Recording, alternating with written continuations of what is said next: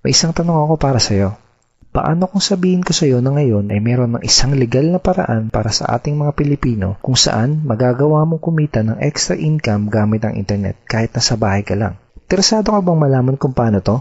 Kung oo ang sagot mo, ituturo ko sa iyo ng maigi paano ka kikita ng extra income gamit ang internet tulad ko at ng mga kaibigan ko kahit nandyan ka lang sa bahay mo o kahit nasa internet shop ka lang.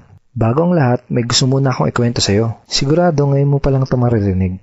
8 months ago, bandang 3:30 ng hapon, dalawang magkaibigan ang sabay na gumawa ng sarili nilang Facebook account. Ito ay sila Paul at si Eric. Bukod dito, madami pang pareho sa dalawang magkaibigan na to. Pareho sila ng eskwelahang pinanggalingan, pareho sila ng kurso natapos, pareho silang pamilyado na. Pareho silang empleyado na nagtatrabaho ng walang oras araw-araw, parehong nakikipagsiksikan sa MRT pagpapasok ng trabaho, parehong sumasahod kada kinsenas katapusan, parehong nagbabayad ng mga utang pagkasahod, at pareho din silang gustong makaahon sa hirap ng buhay. Pagkalipas ng ilang buwan, nagka-chat uli sa Facebook ang dalawang magkaibigan. Si Paul ganun pa din. Araw-araw pa din siyang stress sa pagtatrabaho ng walang oras araw-araw. Madalas pa siyang mag-overtime kaya wala na siyang oras sa pamilya niya. Balak niya na ding mag-abroad dahil kulang na kulang ang kinikita niya para sa kanyang pamilya.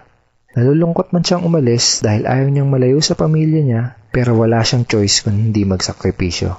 Si Eric naman, kaka-resign lang. Hindi na daw niya kailangan ng trabaho. Kumikita na kasi siya ng malaki kahit nasa bahay lang siya kasama ang mag-ina niya. Malaki na din daw ang perang naipon niya sa bangko. Gusto mo bang malaman kung anong pinagkaiba nila?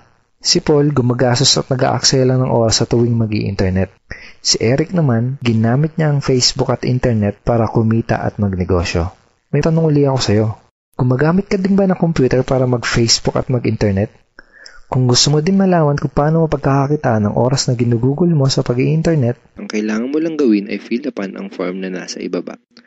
Ito ang ilan sa mga ordinaryong Pinoy na katulad mo na nagkaresulta, kumikita gamit ang internet. Lenton Montejo from Davao City, Philippines. I earned $1,200 in 7 weeks. Jeff Perez from Quezon City, Philippines. An ordinary guy like me has earned over $4,000 in 2 months. Ivy Amor Dahino from Bangkok, Thailand. Highly recommended opportunity. I've just mentioned this to my friends. Kiko Javier from Davao, Philippines.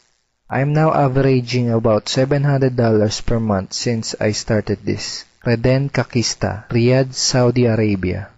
I earned $6,460 using internet only. I'm here in the Middle East working and I'm even earning more than my salary here. Nakakatuwa, di ba? Nung una, naniwala lang sila at sumubok. Ang maganda, pwede ding mangyari sa iyo mga to. Kung gusto mo na ding matutunan kung paano kikita gamit ang internet, ang kailangan mo lang gawin ay fill upan ang form na nasa ibaba. At ipapadala ko sa email mo ang video na magtuturo sa iyo kung paano ka kikita katulad namin. Go ahead and fill up the form below now.